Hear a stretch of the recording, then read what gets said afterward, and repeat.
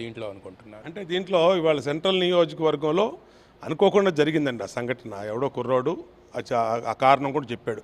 మా అన్నా క్యాంటీన్ తీసేసాడు, వాళ్ళ ఇంటి పక్కనే అన్నా క్యాంటీను. మాకు 300 ఇస్తామని కిరాయి 300 ఇవ్వకుండా మమ్మల్ని రోడ్డు మీద వదిలేశారు. వాళ్ళ అమ్మకు 200 ఇస్తామని 200 ఇవ్వలా. ఎవడిగాడు వెళ్ళిపోయాడు అని చెప్పి బాధతో ఆ కోపంతో చీకట్లో ఒక రాయి ఇసిరాడు. అది దురదృష్టవశాత్తు సీఎంకి తగిలింది. అంతే తప్పితే గురి చూసి ఇరసటానికి అదేమి చిన్న విషయం కాదు. ఎందుకు టార్గెట్ చేస్తున్నారు? సెంట్రల్ నియోజకవర్గంలో ఇన్సిడెంట్ జరిగింది కాబట్టి వాళ్ళకు ఒక అవకాశం వచ్చినట్టుగా భావిస్తూ ఉన్నారు.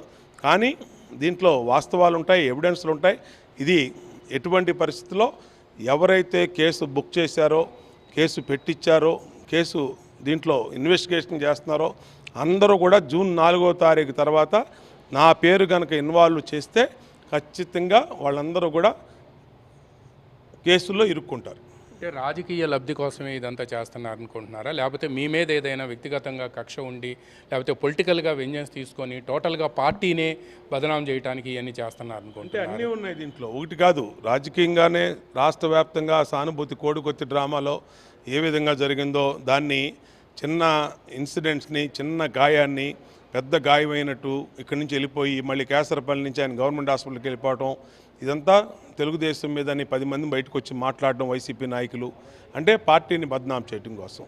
అలాగే వ్యక్తిగతంగా ఇక్కడ గెలుస్తున్నాడు, గెలవలేని వెల్లంపల్లి ఇవాళ ఏదో విధంగా నా మీద కేసు పెట్టించాలని ప్రయత్నిస్తూ ఉన్నాడు. కానీ న్యాయం, ధర్మం ఖచ్చితంగా ఉన్నాయి. ఏదైనా మా పాత్ర ఉంటే దేనికైనా సిద్ధం. మమ్మల్ని ఊరేసినా, పబ్లిక్గా డెమాన్స్ట్రేటివ్ పనిష్మెంట్ ఇచ్చినా మేము బాధపడం. కానీ లేకుండా గనక మమ్మల్ని ఇరికించాలి, మమ్మల్ని ఇబ్బంది పెట్టాలి, మా వల్ల పార్టీని ఇబ్బంది పెట్టాలని చూస్తే ఎవరిని వదలం. ఖచ్చితంగా ఎంత దూరం సుప్రీంకోర్టు వరకు వెళ్ళి న్యాయం కోసం పోరాడతాం. ఓకే, మీ తక్షణ కర్తవ్యం ఏంటి? ఇప్పుడు మిమ్మల్ని కేసులో ఇరికించబోతున్నారు అని చంద్రబాబు గారు కూడా చెప్పారు. అంటే ఇప్పుడు మీరు ఏం చేయబోతున్నారు, ఏంటి, ఎలా ఎదుర్కోబోతున్నారు? ఇప్పటి వరకు మాకు వస్తున్న సమాచారం ఏంటంటే మా వెనకాల అందరూ పోలీసులు మా కోసం తిరుగుతున్నారు. ఇంటి దగ్గర నిఘా పెట్టారు, అలాగే అన్ని చోట్ల నిఘా, పార్టీ ఆఫీస్ దగ్గర, అలాగే సెంట్రల్ పార్టీ ఆఫీస్ దగ్గర అన్ని చోట్ల కూడా మరి కాపు కాశారు. మాకు వస్తున్న సమాచారం అయితే కేసుల్లో పెడుతున్నారని సమాచారం వచ్చింది. మేము ఉదయాన్నే ఎన్నికల ప్రధాన అధికారి మీనా గారికి మరి జరిగిందంతా కూడా ఆయనకి మెసేజ్ ద్వారా పెట్టాం. ఇప్పుడు మెయిల్ ద్వారా కూడా సెంట్రల్ ఎలక్షన్ కమిషన్కి ఇస్తున్నాం. ఈ 4 or 5 మరి ఎప్పుడు పెడతారో కాంతి రాణా సిపి గారు తెలియదు.